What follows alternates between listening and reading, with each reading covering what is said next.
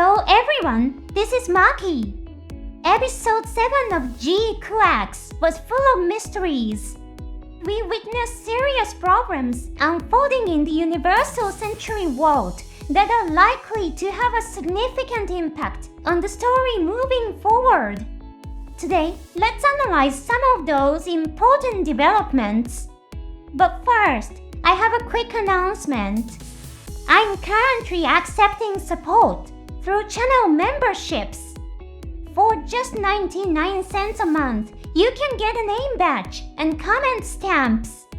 Members will also receive priority support through the Yamanso plan. Alright, let's begin the analysis. First, let's look at the meeting between Kycilia and Pergamino.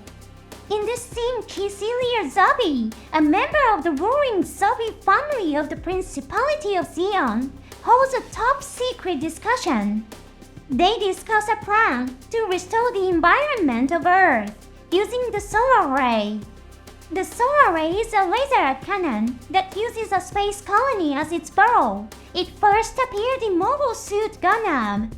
Interestingly, the term solar ray first appeared in GQuuuuuuX before episode 7. It was mentioned in episode 2 during a conversation between Shariabu and Charles Noble.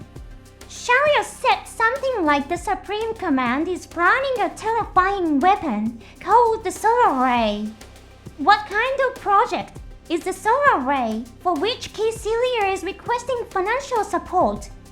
Based on what Cameron and Pergamino say, we can interpret it as a massive weapon technology repurposed as a peaceful device. In the original version, the solar ray was a laser cannon that required an enormous amount of energy to fire.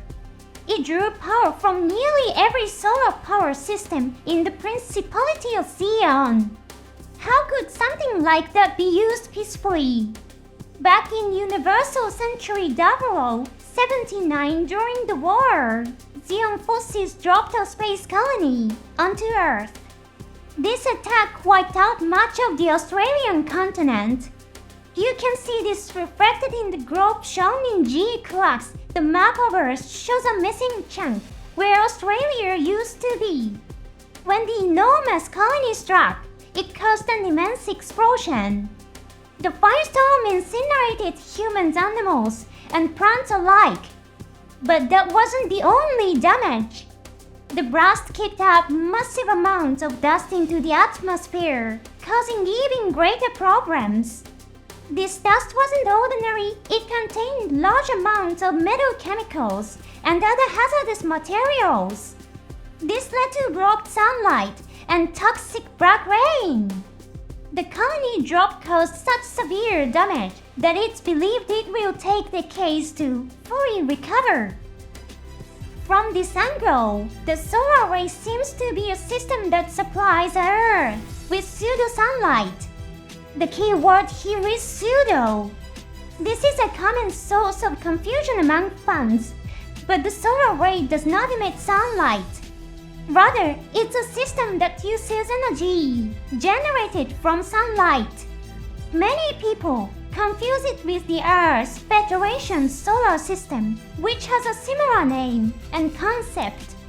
The solar system is a device that reflects actual sunlight using a large number of mirrors. Its structure is simpler than that of the solar ray, which is beneficial, but it is also extremely difficult to control. Now, back to the solar ray.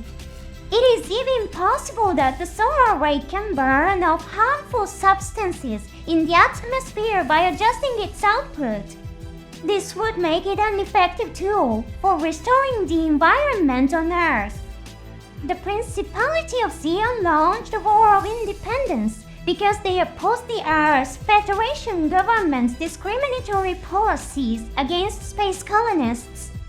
Gear and Zombie believed that for humanity to survive, the Principality of Xion needed to take charge. He didn't start the war just to destroy Earth. Therefore, the idea of using the solar ray to restore Earth's environment could be considered a major mission even for Zeon itself.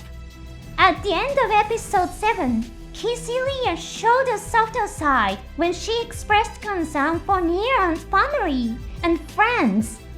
With her in charge, we can trust that she will handle both world peace and Earth's environmental recovery. However, this isn't a topic that we can easily take at face value. Let's review the materials presented during the meeting. The document was titled the EO Magaso Construction Project. Interestingly, EO Magaso can also be read as Young Man's Soul. It's a name that was intentionally designed to have multiple meanings. This name actually comes from the GQuuuuuuuX, a fictional mythology created by the 20th century writer Howard Phillips Lovecraft. His story The Call of Cthulhu fascinated readers with its unique worldview and captivating setting. Later, many other writers began crafting their own stories inspired by Lovecraft's creations and ideas. Through this collaborative process, the GQuuuuuuuX gradually became recognized as a shared literary universe. This is similar to how many writers have created new stories set in the Gundam universe originally created by Yoshiyuki Tomino. Perhaps the director or screenwriter recognized this similarity and chose to draw on the GQuuuuuuuX in their own way. So, what kind of being is Young Man's Soul? He is associated with fire. In the GQuuuuuuuuX, there is a ritual to summon a fire god named Kutugar. If the ritual fails, Young Man's Soul appears instead. Young Man's Soul is feared as a dangerous entity. You could even call it a false god. Director Kazuya Tsurumaki said that the theme of GQuuuuuuX is what's real and what's fake. In that sense, Young Man's Soul fits perfectly with his storytelling vision. What does Young Man's Soul actually do? First, it devours the person who summoned it. In other words, the one who calls Young Man's Soul is killed by Young Man's Soul. Kycilia's proposed plan could dramatically alter her fate. In First Gundam, Jiren Zobi also used the solar ray to kill his own father, Degin Zobi. Degin ended up being killed by the being he created. This outcome is eerily similar to the nature of Young Man's Soul, which is definitely an intriguing parallel. What role will the Solar Ray project play in the story? Pagamino described it as a plan so costly it could bankrupt a nation. There's no doubt that it's a critical operation for Kycilia. If the goal is to restore the environment of Earth, then wouldn't it make sense for the system to be installed close to Earth? However, it could also be used as a weapon to intimidate groups on Earth that oppose the Principality of Zeon. The story has already revealed that Kycilia is politically at odds with Giran. The Principality of Zeon is located on the far side of the moon when viewed from Earth. Therefore, using the solar ray from a location near Earth to attack Zeon territory would be difficult. Perhaps Kycilia assumes that Giran will leave Zeon and travel to Earth, and she plans to attack him while he's in transit. There are so many possibilities to consider, and analyzing them all makes the continuation of the story really exciting. Thanks so much for watching until the end. See you in the next episode.